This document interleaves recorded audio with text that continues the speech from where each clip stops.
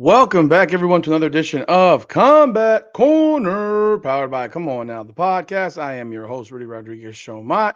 If you haven't done so yet, like the video, subscribe to the channel, leave a comment, ring the bell so you get all the up-to-minute updates that we have here at Combat Corner. Folks, I have a great guest today, man. He has a huge fight coming up. Gosh, in 2 weeks from tomorrow, BKFC 75 in Albuquerque. I have the number three ranked light heavyweight in the middleweight. I'm sorry, middleweight. Number three ranked light middleweight in the world. He is fighting Dave the Redneck Mundell in Albuquerque in his hometown, folks. I bring to you Donald Sanchez. What's going on, my friend? How are you doing? What's up, brother? How are you doing? I'm doing well. I'm doing well, man. Beautiful skies in the background, man. Yeah, it's a nice day today. It's starting to get hot out here. Well, yo, man, you have a big fight coming up. Obviously, it's a fight you've always been. I'm sure you've been waiting for. This is the fight that this is what you dream of. Is that opportunity to capture that belt? What's been going on? How's the training going? And how are you feeling? 2 weeks out. Man, I feel amazing. Training's been great. Couldn't ask for better training. We've been training for this for a while now, so it's here, and it couldn't have been better timing. And couldn't be better. It's in my hometown. That's pretty cool. This dude keeps on talking crap, saying that I only fight here, man. But yeah, whatever. I fight wherever and whoever BKFC wants me to, and that's where we at. So that's not my fault that I'm a businessman and business makes sense for them out here. So here we are. I mean, it's not like you go calling them and saying, I need to fight in Albuquerque, right? It's like they call you up and say, we have a title shot for you and we want to do it in Albuquerque. You're like, oh shit, dope. Exactly, exactly. So you know what I mean. It's just I sell a shitload of tickets out here, and that's all it comes down to is a business. They're a business. We're a business. We got to put on a show. I did my part on beating up the people that I needed to get to this fight, and here we are. If he's gonna complain about coming here, then that's his own fault. Go sell some tickets in your hometown, then. So I mean, you've had 5 fights in the BKFC, and I've seen them all, and just looking at those 5 fights from the first one you had to now, you've got so much combat experience from MMA to boxing. Was the first fight you had in BKFC one that was like, okay, maybe you didn't know what exactly to expect from it? Because I Yeah, watched it, then the matriculation of your BKFC career is yeah. totally different. That's exactly what happened. I took it as a kind of another day in the office, like MMA. I was just kind of spinning circles, just doing it to do it. But yeah, I had that first hit come in, and I was like, oh shit, this is the real fucking deal. You know what I mean? I was like, oh my god, I didn't end up winning that fight. But I fought a tough ass dude. He was ranked like number 3 in light heavyweight at the time, and it was my first fight. So uh, it woke my ass up, and it lit a fire. I realized I still have a lot left in me, and I'm gonna give it my all. So I've done that, and here we are.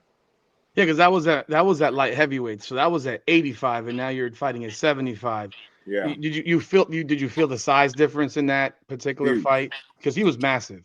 huge. I felt a huge difference, and but I was fat, lazy, out of shape at the time. I'm not even joking, man. I was 3 years off, bro. I was 235 pounds, fat. Yeah, bro. So it's the biggest I had ever been. I was unhealthy, and I kind of just did it to lose the weight, and because it was the first time here in Albuquerque, so I said, "Fuck it, let's do it, let's run it." When my girl said, when I told her, she didn't believe me. No one actually believed me at the time. So I'm like, you know what? It's coming. I don't care, and I'm gonna fight whoever. That's who they threw. They threw me a beast at the time. I think I fought him, Jeremy Smith, probably at his best peak of his moment, and he was on a tear at the time. And I thank him every single day. I talk to him personally now, and I thank him all the time for bringing that out of me and bringing me back into this. So you were off for 3 years, and then that was from MMA, Yep, and MMA. then I, so what? well, I ended MMA about 4 years before that, and I was signed with Top Rank with boxing. Okay. So I had a couple fights with them, and then COVID was kind of messing things up. So I was like, you know what, fuck this. The business is doing good. I'm chilling. So I hit the buffet a little too much during that time. Do you ever wear suits? Oh, I used to, man, but I just dress normal now. I'm not playing that part. Fuck that. I I I only I I, made some, and now they're too big for me. I only ask because when you're 185 pounds and then you have these suits and then all of a sudden you're 230, I'm like, I can't even get this damn thing on. It doesn't come up Yeah. my ass. I can't button it. You're like, for Yep. me, that's when it's, yo, you're getting too damn fat. You've got to lose some weight because nothing fits anymore. Is Yeah, it, bro. it, It was very eye opening. I had gone snowboarding right before that, and I was fucking falling on my ass everywhere, and I was tired getting up because I was falling down so much. I ripped my pants, bro, and I came home and I was so pissed. It was fucked up. So I said, "This is it, bro. I got to make a change. This is ridiculous." what happened? I mean, you just started not exercising at all anymore. You go from professional athlete to I'm not doing anything right now. I forced myself to stay away from the mats. I Okay. stayed in the gym, but I was only lifting heavy. I was doing zero Oh. cardio, and I was eating crazy. I was fucking dead. I was super super strong, dude. I was in there lifting with the big guys, and but I was eating everything in sight, everything in sight, bro. So I thought it was good. I thought I was getting muscle, but then I took a look at myself, bro. I've been thinking lately of making a post about it because my daughter sent it to me a few months ago, and she's like, "Geez, look at you a few years ago." I was like, "Oh my god, it's embarrassing, bro." Uh, I mean, so that's a funny story. I mean, so you're in MMA for many years. You do boxing. You make this crossover into BKFC. Where was there a reason for it, or just that the opportunity came? Because obviously MMA is so different. I mean, you got to worry about kicks. You got to worry about takedowns. yeah, Maybe you don't have. I mean, as we get older, we're just not going to be as quick as we used to be on our feet. And now, if you don't have to worry about, but your hands still work. yeah, You can still thump, and if you don't have to worry about doing a sprawl to avoid a takedown, yep, is that what you see with something when BKFC comes around like, yo, I can still do this. I yeah, can do this. absolutely, bro, absolutely. But yeah, initially I just did it to lose the weight and to do it because it was the first time. But Mhm. then I really realized that this is what I loved, and it's kind of the reason why I got into fighting. You know what I mean? Mhm. Back in the day, we were banging. Back in 2000, early 2000s, we were banging, and we didn't have to worry about too many wrestlers. But then the Yeah. wrestlers came in and they started dominating, and it got boring for me. So.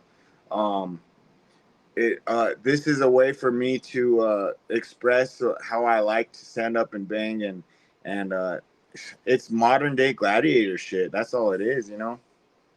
It's funny you mentioned that specifically because I saw an interview with Ben Rothwell a couple of days ago where he was in MMA obviously, and he says now you don't have to worry about people trying to go after your legs, and this is where it's all that matters is these. And as an MMA fan myself, I watching wrestlers basically just it's one thing if you're a wrestler and you take someone down, you actually try to win the fight and finish the fight. It's another thing when you're just taking them down to just hug And them and and hold hold them them and win and by not decision. What's the yeah, fucking point of that? It's boring, bro. That's what's yeah. gotten bad about the sport. So I'm glad this came around now. You can't really, you're not allowed to hug too much. You could clinch a little bit, but they're gonna break your ass up and you're gonna fight. And not only that, it's 2 minutes round, 2 minute round. So you gotta go. You gotta go right away. You don't got time to fool around. You know what I mean? So you had Harrison Aiken there last week with you training, Yeah. and I mean you fought him in the fight before. Was that fighting him before and then bringing him to train with you and spar with you and work with you to get ready for this fight? What went into that thought process, and was that fight against him one of those eye-opening things where it's like this guy can help me get to the next level and toughness and so forth and whatever? Oh, absolutely. The dude's a beast. He's big, he's strong, he's fast. He's a lefty. He's a right-handed lefty. Yeah. And that's perfect. That's what this fight is coming up. The perfect style. I had a war with him. I went up a weight class for that fight. Um, thank God he took it on probably like a month's notice or whatever it was, and now we're good friends, you know. So we're gonna help each other out through this. I think he's gonna make a dent into this BKFC too now that he's signed and everything. So people look past him and they don't know what the fuck they're dealing with. Hmm. You got you fight at elevation. I mean, was it 11,000, 13,000 feet training? Do you feel that difference, particularly when you leave Albuquerque to fight? So when people are coming into Albuquerque now to fight you, and he mentioned his legs were rubbery in the fifth round. You know, it and you're it, fighting a guy from Florida now. I mean, because that's where Mundell's in Florida, and I'm in Florida. We're beachside, you yeah. know, and that type of cardio. How does that build up that cardio for you? It's huge, bro. It's not until you actually feel it in person where you really know. But like the normal person coming out here from other states and stuff, they're coming out here walking around, they're huffing and puffing. For a fight, it's gonna take it. It's gonna take its toll, and I guarantee that anybody that's done it, they felt it. But if I go down to sea level and stuff, like I feel like I could run for days, and it's crazy, bro. I don't even know how to explain it. It's just it's more oxygen, and Hmm. over here it's suffocating you. So that's what we're used to out here. And Mundell talks shit about it too. He thinks that I fight here for that reason and that it's not gonna affect him. But we're gonna see here real soon. I saw that you is your camp. What camp are you with? Because I saw that at one point, at least in your profile, that you were at Jackson MMA. No, Jackson? No. I haven't been there for years. I have my own Okay. gym out here. We're Okay. absolute boxing. I Okay. have absolute fitness out here, and we have our own camp and everything. And I just focus on boxing, and that's it. But you were there at one point years ago. Yeah, I was at Oh, JW when okay. all the I was there when like St. Pierre and Rashad Evans, Cowboy, Yeah, Carlos cowboy. Condit, yeah, all the big deals, and everybody kind of split up and went their own ways. I trained a lot with Cowboy at his ranch after that. Oh. But I never, you know, it was it was towards the beginning of the end of MMA for all of us over there. Mhm. Well, you bring that up. What was that like training with Cowboy at the ranch? I mean, because you see videos and stuff like that that he posts. He looks like he seems like the ultimate adrenaline junkie. Does all Uh, types of outdoor stuff. I mean, I was always a big fan of Cowboy, and you know what was that like? I mean, because that's definitely dude, I'd be a little different. it's badass. He's I'm similar, and that's why we clicked. You know, we did a lot of crazy shit together, and he was always down to go do something crazy, and he knew he would call me too if I was down. So we always had fun, but we trained hard as hell all the time, and it was good. There's a good group of people that actually still go out there and train at his ranch. He's a very giving guy, and he likes to help people too. So it's fun, bro, and we did a lot of crazy shit. Is John Jones ever going to fight Tom Aspinall? Fuck, I don't know. I haven't talked to him in a while, man. I see him every once in a while, but I don't ask him, dude. What does it matter, dude? That's the greatest fucking fighter of all times, bro. I'm not even joking. I've seen that dude just toy with people. It's not. He's he has nothing to prove, honestly, bro. He's been the best for 2 decades now. What does he have to fucking prove? He's been the best for the kids, and then the parents, and then the kids. Yeah, right. What got you into fighting, man? I mean, looking back, I mean, you're 40 years old right now, right? And what got you into fighting? Are you 40 right now, or you're older than that? I'm 40. Yeah, I'll be Okay. 41 in August. But the streets over here in Albuquerque, they're pretty wild. We're not ranked high for anything good. I'll just say that. The crime, it's bad here. They call us the mini LA. We got Mexico real close. We got Cali real close. We got gangs, cartels, all that shit out here. But I grew up on the streets. I was smaller, um, and we were always having to fight for all of our shit. So I got in tons and tons of trouble, and I found myself at jail. You know, I was Mhm. sitting there and I'm like, this ain't me. I have something better in life. Um, I got out, found a gym, and I just started fighting. And I didn't even know I was pro at the time, but I was pro, so I never had an amateur background. and that's why I have so many fucking fights. Yeah, you have over 80 fights. Something, yeah, it's crazy. I mean, documented. Doc, You doc. know, we have a we did lots of smokers and kickboxing shows, Muay Thai shows, and everything like that that weren't on fully commissioned stuff. You know what I mean? Talk about the growth of the BKFCs just since you've been in the BKFC and the changes that you've seen over the last couple of years, them going all over the world. I mean, now they just announced Australia. It's there. This is worldwide. David Feldman has created a beast, in my opinion. I mean, obviously, to me, the second largest combat sports promotion behind the UFC at this point. From a fighter perspective, how exciting is that for you to see where when you got here to where it is right now? Yeah, man, it's exploding. It's cool. It's really cool to see, at its first infancy stages and stuff like that. But it's only going to grow, and it kind of sucks that I'm here towards the end of my career too. You know what I mean? I'm old and ages of the essence in sports, so um, I'll be involved somehow, some way for a long time. I know that I have a good relationship with all of them, and I look forward to their continuous growth. They're starting to link up with some big players, so it's gonna be cool. And not only that, it's the most exciting sport in the world.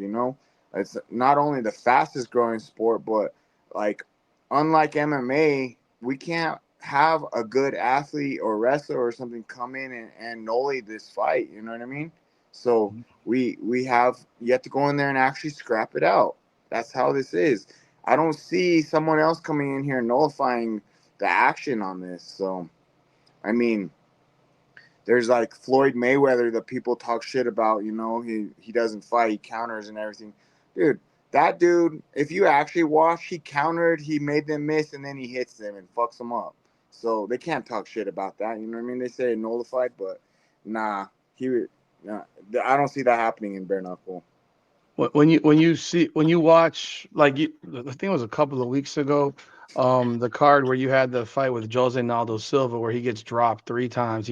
He's going for a double leg takedown, and then he lands this haymaker from hell and puts Yeah, the man to sleep. From a fan perspective, that you got a lot of guys that people have never heard of, but you're gonna get a show pretty much in every fight, whether they're 0-0, 1-3, 4-0, it doesn't matter.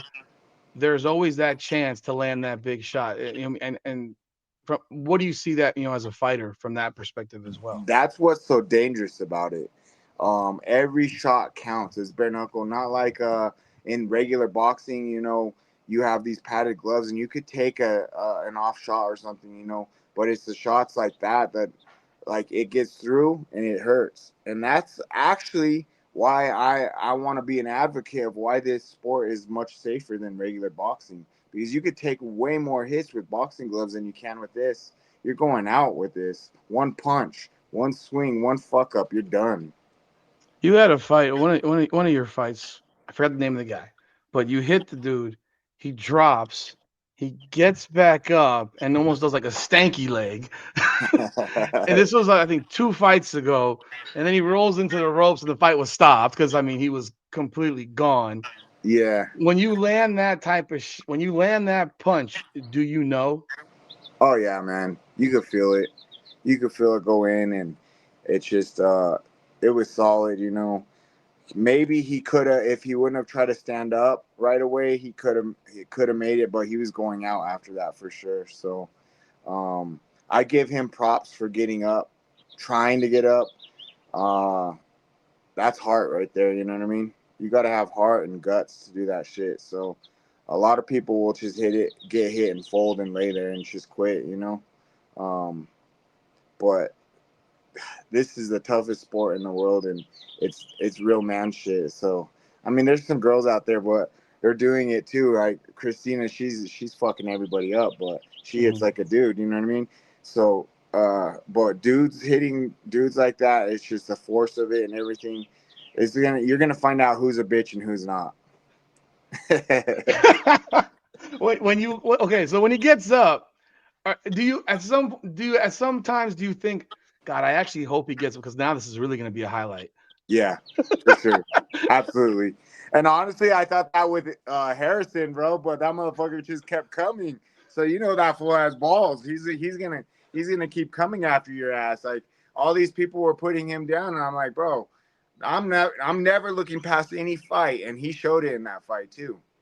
That's why I asked him. I said, "Did you get up too fast that first knockdown? Because when you sometimes I think when you get up too fast, you might want to stay down for a second, get your faculties back as quickly as possible. But Yeah, you jump back up, you might still be dizzy. yeah, Almost like when you were a kid and you spun in a little thing and you spun in the chair and and then you get up and like, oh, boom, you hit the ground again. yeah, But yeah, that was a hell of a fight. I mean, you guys went to war. I mean, it went to full 5 rounds and stuff like that. I mean, but yeah, nah, I as a fan, I've been watching this now since not the beginning because I don't think really anyone knew in the beginning, but probably I remember when the Thiago Alves fight against Uli. I think his name is Uli Sanchez. I think that's his yeah, name. That was yeah, when Lombard fought Joe Riggs. I was at that. I actually went to that card because yeah. it was down here in Hollywood. Is there a place that you would love to fight that you haven't fought yet, as you have a lengthy career in all of combat sports? What place would you say, I want to before I'm done, I have to fight here, or I want to fight here? Man, I would love to do the one in Greece in the castle or whatever the hell it is over there. That's Hmm. like that's the real gladiator shit. You know what I mean? That's what I would love. I fought all around the world. I fought Russia, Japan, Singapore, Thailand, all those places. You know what I mean? But Okay. fighting in a place where actual warriors have gone in there and fought, that's fucking dope. You know what I mean? That's the real shit right there. That's yeah. I spoke to Gogol Slavetsky, who the former 65 champ, who's now back going to be fighting in July, and he told me he wants to fight. He would like to fight in the Roman Coliseum, Yeah. like similar to that. You're Yeah. fighting where people were doing it to the I guess to the death type thing. Yeah, for real, straight up. Yeah, that's how it is. And I mean, this is as close as it gets to that now. You know what I mean? Hmm. So that's why it would be dope. That's what I would want to do. How much longer do you want to do this, regardless of whatever happens next month? How many do you see an age, or is it going to be a feeling for you? Because like you mentioned, you're 40 years old, but you're seeing a lot of guys now in their 40s in BKFC because the last thing that ever goes is your power. Your power is there. You're strong. You Yeah, can you can land big shots. The type of sport it is, it allows you to go for a lot longer, than MMA or I mean, heck, boxing now is becoming rough. I mean, yeah, I'm sure you saw that shit at Times Square yeah, where they just looked at each other for, yeah. you know, Fuck, man. all that promotion and that the card was horrific. And then the next night, Canelo just stared at the guy Yeah, for it's 12 crazy, bro. rounds. It's And then he ridiculous. and then he complained about how the guy was moving around, but dude, you only threw 150 punches in 12 rounds. Yeah, for sure. It's crazy. I don't get it, but yeah, for that question, I have a personal goal. It's to win the belt, defend it a couple times. If a big money fight, big something comes up, I'm down for that. But other than that, I think it's gonna be a wrap. You know what I mean? I have tons of kids that I got to bring up and help. And that's my ultimate goal is help the kids out, bring them up, show them what I did wrong and what I did right, and help them with that. Have them a mentor for all these kids and something to look up to. I can't I can't be one of those guys that's fucking punch drunk and talking to kids and not know what to do. You know what I mean? So Do you coach as well with your gym? Are you a coach for younger yeah, we fighters? we have a big amateur team out here for boxing, USA Boxing and stuff. So we help out. I have 5 different coaches over there, so they're taking over right now for our camp and stuff. But I'm still around, motivating people, helping people out, and you know, pushing people, making shit happen. You know what I mean? Making the wheels turn. Looking at Mundell, obviously he's considered the pound for pound number one guy in the BKFC right now. Hasn't lost a fight in, gosh, I think was it? It's been years. Yeah. um, what do you see from watching him fight? Obviously, this is strategic. You don't have to answer this, but anything you see specific that you can expose, or obviously you don't have to answer, but are there things that you see that you can expose that you can take advantage of? Oh, absolutely. It's gonna happen. Uh, he's kind of been very similar on all of his knockouts, on everything he's done, and I know what he's aiming for. I'm pretty elusive and I'm smart. I have a very high ring IQ, so um, I'm fast, and that's going to be the key to it. So we're going to go out there, stick and move, and make this guy huff and puff in this elevation that he doesn't seem is going to be a factor. Hmm. Do you see that when it comes to BKFC? Because again, yeah, from watching your first fight, a lot of that fight, you were moving backward against Smith. Do you find that when you're, in any fight, some guys are counter punchers, but moving forward seems to be, to me, in BKFC, generally the better way to fight. I mean, what are your Yeah, thoughts on that? absolutely, I agree. And I'm going to establish that dominance. I'm going to put him on his heels, and obviously it showed that I shouldn't be going backwards with Smith. I should be going forward. So I took a different approach on that, more of a boxing style. But you got to make a mix in this. This is more of an MMA and a boxing style. So, but aggressive and going forward, I just can't get clipped. You know what I mean? That's Hmm. it. So going forward, putting him on his heels, that's what I'm going to do. Do you have tickets to sell still, or did you sell all your tickets? I sold most of them. I've been getting more and more. People out here last minute, but I told them, a week and a half or so out, I'm done. I'm going ghost. I ain't talking to nobody. So, I'm glad we did this outside of the week and a half thing, because I definitely wanted to talk to you before the fight, because obviously it's a huge, huge fight, huge opportunity, and I'm looking forward to checking this fight out. Anything else? Any last words you have for your fan base out there and what they can expect from Donald Sanchez, man? no, they know what they can expect. I'm gonna bring a war. I'm gonna take that belt, and I'm gonna thank them for always supporting me, and they know that. So, that's why I have such a huge support system and everybody around me. I have positive vibes everywhere. I give out positive vibes, and it's nothing but the best to everybody. So, thank you guys. Thank you for having me. I appreciate it, and I look forward to putting on a show.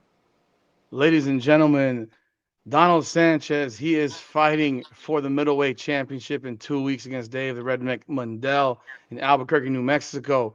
Donald, we wish you all the best, man. I wish you the best. I thank you so much for jumping on with me today. And good luck to you, my brother. Thank Knuckle you, bro. up, I man. appreciate you. Yeah, we're going out there. Watch it. All right, Keep folks. your eyes open. Folks, this is Rudy Rodriguez Show with Donald Sanchez on Combat Corner, powered by Come On Now, the podcast. Come on now. Up and down through the blood and the sweat. Guarantee you can know I'm a threat. Up and down through the blood and the sweat. And I ain't close to being done.